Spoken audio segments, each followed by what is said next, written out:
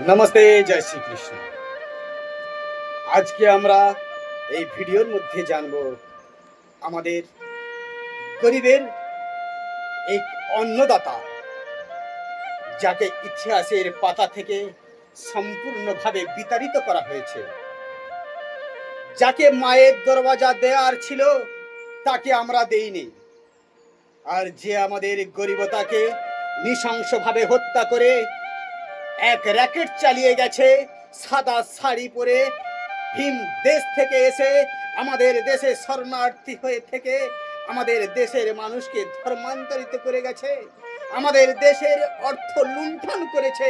তাকে আমরা ভারত রত্ন দিয়ে তাকে সম্মানিত করেছি, তাকে মায়ের দরওয়াজা দিয়েছি, কিন্তু যাকে দেওয়ার ছিল তাকে আমরা দিইনি।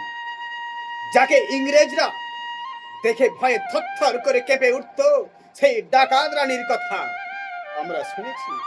শুনিনি? যে গরিবের কাছে মা অন্নপূর্ণা হয়ে প্রকট হয়েছিল, আবির্ভাব হয়েছিল, শুনেছি তার কথা? শুনিনি। সেটা ইতিহাসের পাতায় কিভাবে তাকে ছড়িয়ে দেওয়া হয়েছে ইতিহাসের পাতা থেকে। দেবী চৌধুরানীর কথা আজ আপনাদের সামনে এসে তুলে ধরব। আসুন, দেবী চৌধুরানী কে ছিল দেখে নিই এই ভিডিওর মাধ্যমে, জেনে নেব কে সেই এই মহান দেবী রূপে আবির্ভাব হয়েছিল সেই গরিবের কাছে, আর আবির্ভাব হয়েছিল ডাকাত রানী হয়ে সেই ব্রিটিশ ফিরিঙ্গিদের কাছে কাল রূপে। আজ তারই কিছু কথা আমরা এই ভিডিওর মাধ্যমে দেখে নেব। আসুন। চারদিকে শুধু হাহাকার আর মৃত্যু।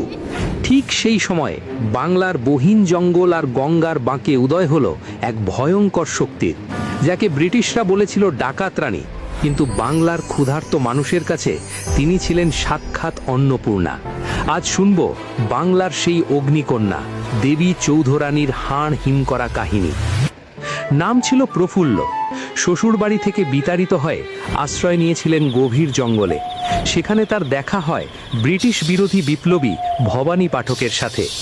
অপমান আর বঞ্চনা প্রফুল্লকে বদলে দিল এক দুর্ধর্ষ যোদ্ধায়। তলোয়ার চালানো, লাঠি খেলা আর দুর্ভেদ্য রণকৌশলে তিনি হয়ে উঠলেন অপ্রতিদ্বন্দ্বী। প্রফুল্ল মরে গিয়ে জন্ম নিল এক নতুন তেজ, Devi Chaudhurani. British East India company যখন জোর করে বাংলার কৃষকদের থেকে শেষ সম্বলটুকু কেড়ে নিচ্ছিল, তখন দেবী চৌধুরানী তাদের উপর ত্রাস সৃষ্টি করেছিলেন।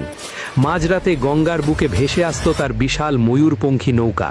চোখের পলকে কোম্পানির খাজনার নৌকা লুট করে তিনি সেই ধনরত্ন বিলিয়ে দিতেন গরিবদের মাঝে। ব্রিটিশদের কাছে তিনি ছিলেন মূর্তিমান আতঙ্ক। একবার ব্রিটিশ লেফটেন্যান্ট ব্রেনাম বিশাল বাহিনী নিয়ে তাকে চার দিক থেকে ঘিরে ফেলেছিল, কিন্তু দেবী চৌধুরানী পালালেন না। তার অবিশ্বাস্য বুদ্ধির কাছে ব্রিটিশদের কামানও ফেল মেরে গেল। গঙ্গার গোলকধাঁধায় ব্রিটিশদের নাস্তানাবুদ করে তিনি বুঝিয়ে দিয়েছিলেন, বাংলার এই মাটি কোনো বিদেশি দস্যুদের জন্য নয়। তিনি ছিলেন প্রথম নারী সেনাপতি যিনি ব্রিটিশদের চোখে চোখ রেখে লড়াই করেছিলেন। আজকের যুগে আমরা কি দেবী চৌধুরানীর মতো এমন সাহস আর দেশপ্রেমের কথা মনে রেখেছি? এই বীর নারীকে নিয়ে আপনার গর্বের কথা